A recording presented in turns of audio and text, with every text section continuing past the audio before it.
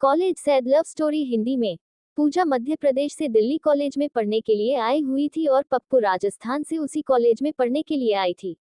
पप्पू एक सीधा साधा सा लड़का था, जो ना लड़कियां सबसे ज्यादा बातें करती थी और ना किसी से ज्यादा मतलब रखती थी। पूजा को पप्पू की ये बात बहुत अच्छी लग रही थी और उसने कोई ना किसी से पप्पू से बात करने की कोशिश की थी। पूजा जैसी दिखती थी क्यूट, कुछ ही समय में पप्पू और पूजा की हो गई थी दोस्ती। पप्पू धीरे धीरे पूजा को पसंद करने लगा। दोनों दिन भर कॉलेज में बातें करते रहे और हर बातें एक दूसरे को शेयर करते रहे और कुछ समय में बहुत अच्छे दोस्त बन गए। इससे पहले पप्पू की लाइफ में पहले कोई लड़की नहीं थी, जबकि लड़का पूजा की पहली दोस्त रह चुकी थी और वह सबसे बात भी करती थी। पप्पू को ये सब पसंद नहीं था। एक दिन में यही बात पप्पू को अपने दिल की बात पूजा को बताती है। पूजा एक दिन का वक्त मांगती है और कहती है कि मैं कल रात का जवाब द एवेंजर्स हूँ। पूजा सोचती है कि जब पप्पू कॉलेज पढ़ने के लिए आई थी, तब वह सिर्फ पढ़ाई पर ही ध्यान देती थी और अब तो उसका पूरा ध्यान मुझ पर ही रहता है। अगर मैं इसकी ड्राइवर बन जाऊं तो ये पढ़ाई भूलकर मुझे ही लगा रहेगा। यही सब पहले पूजा के मन में आते हैं और दूसरे दिन पूजा पप्पू को मना कर देती हूँ, मैं अपनी दोस्त समझती हूँ, बस, और इससे ज्यादा कुछ नहीं। मैं यहाँ पढ़ रहा हूँ और कुछ नहीं कर रहा हूँ। तुम चाहो तो मेरे दोस्त रह सकते हो।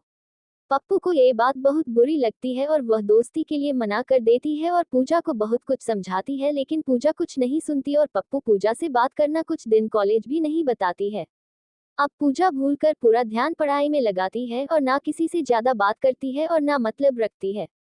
देखते ही देखते कॉलेज जाते हैं और सब अलग अलग हो जाते हैं। पप्पू कॉलेज में सबसे पहले जॉब पेज पर टैप किया जाता है। 2-3 साल बीत गए, पप्पू को पूजा का पता रहता है और ना पूजा को पप्पू का कुछ पता रहता है। पप्पू अपनी पुरानी कंपनी छोड़कर एक नई कंपनी में शामिल हो गया है, जिसमें उनकी पोस्ट और पगार दोनों ही पहले से महान मिले हैं। पप्पू पहले ऑफिस जाता है तो उसे पता चलता है कि पूजा भी उसकी जूनियर बनके इस ऑफिस में काम करती है। वह उस पर बिल्कुल भी ध्यान नहीं देती है और अपने काम में ही लगी रहती है। कुछ दिनों तक ऐसा ही रहता है। दोनों एक दूसरे के बाहर पहले से ही पता था और एक दिन तक दोनों एक प्रोजेक्ट के लिए साथ में गए थे। प्रोजेक्ट के बाद ना चाहते हुए भी पप्पू और पूजा की बातें सामने आई। पप्पू पूजा को समझाना अंतिम है। पप्पू को पूजा की समझ आ जाती है और दोनों में फिर से गहरी दोस्ती हो जाती है और ऑफिस में दोनों की दोस्ती के चर्चे शुरू हो गए हैं। पप्पू असिस्टेंट बॉयफ्रेंड किसी से कुछ ज्यादा मतलब नहीं रहता था। कुछ समय बाद पप्पू पूजा को डिनर पर ले जाते हुए अपने प्यार से डेट करती है। पूजा ने इस बार पप्पू को प्यार के लिए मनाना नहीं चाहा था, लेकिन कुछ ही दिनों में उसकी शादी होने वाली थी। पूजा पप्पू को अपनी शादी की बात बता रही है। इस बार पप्पू का दिल पूरी तरह से टूट गया है, वह बिना कुछ कहे वहां से चली जाती है। फिर पूजा रात में सोचती है कि पप्पू से अच्छा लड़का मुझे कहीं भी नहीं मिलेगा। वह फैसला करती है कि कल पप्पू को हाँ बोल दूंगी, फिर मम्मी और पापा को पप्पू से शादी करने के लिए मना लूंगी। जब दूसरे दिन पूजा ऑफिस गई तो पता चला कि पप्पू ऑफिस वहां से चला गया और कभी कंपनी में नहीं आया। जाते जाते पूजा पप्पू को एक खत लिखा जाता है। जिस दिन मैंने तारामंडल देखा था उसी दिन से मुझे आंखों से प्यार हो गया था। मैं ताराजगत में कभी भूल नहीं पाऊंगा। तुम जहां भी रहो साथ भी रहो, खुश रहो।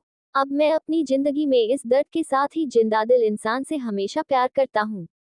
तुम मेरी जिंदगी में पहली बार और आखिरी लड़की हो। अब ना कोई मेरी जिंदगी में आएगा और ना मैं किसी को अपनी जिंदगी में आऊंगा। मैं बस अब तारा यादों में ही रहूंगा। आज के बाद पूरी जिंदगी में हथियार कभी अपनी शकल नहीं दिखाऊंगा। बस भगवान से यही दुआ करता रहूंगा कि तुम भी खुश रहो और शादी के लिए बहुत बहुत शुभकामनाएं।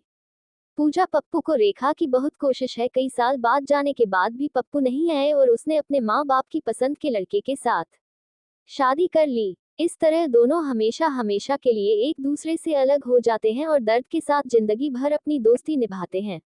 दोस्तों, अगर आपको हमारी यह कहानी पसंद आई हो तो अपने दोस्त के साथ जरूर शेयर करें। ऐसी ही लव स्टोरी कहानियां पढ़ने के लिए चैनल को लाइक सब्सक्राइब जरूर कर लो। धन्यवाद दोस्तों, आपका दिन